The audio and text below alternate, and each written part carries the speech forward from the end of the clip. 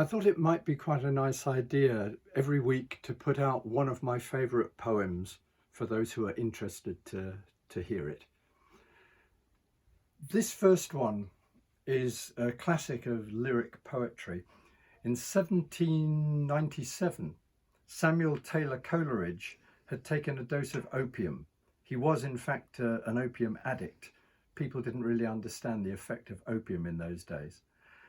And during his opiate dream, he said that a whole poem came to him. He'd been reading a book called Purchase His Pilgrimage, and it mentioned Kubla Khan.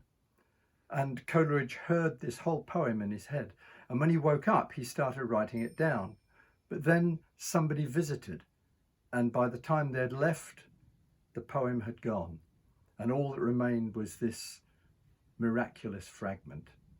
Kubla Khan by Samuel Taylor Coleridge.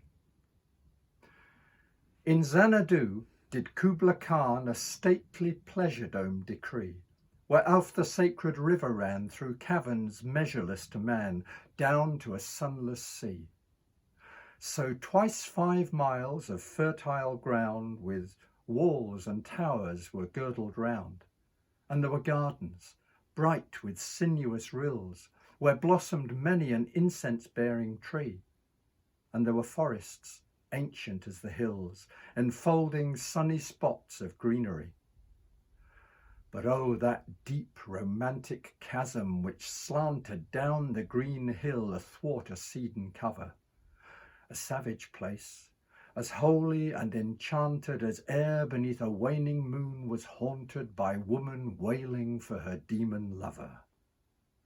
And from that chasm, in ceaseless turmoil seething, as if this earth in fast thick pants were breathing, a mighty fountain momently was forced, amidst whose swift, half-intermitted burst, huge fragments vaulted like rebounding hail, or chaffy grain beneath the thresher's flail. And mid those dancing rocks, at once and ever, it flung up momently the sacred river. 5 miles, meandering with a mazy motion through wood and dale, the sacred river ran, then reached the caverns, measureless to man, and sank in tumult to a lifeless ocean. And mid that tumult, Kubla heard from far ancestral voices prophesying war. The shadow of the dome of pleasure floated midway on the waves, whence was heard the mingled measure from the fountain and the caves.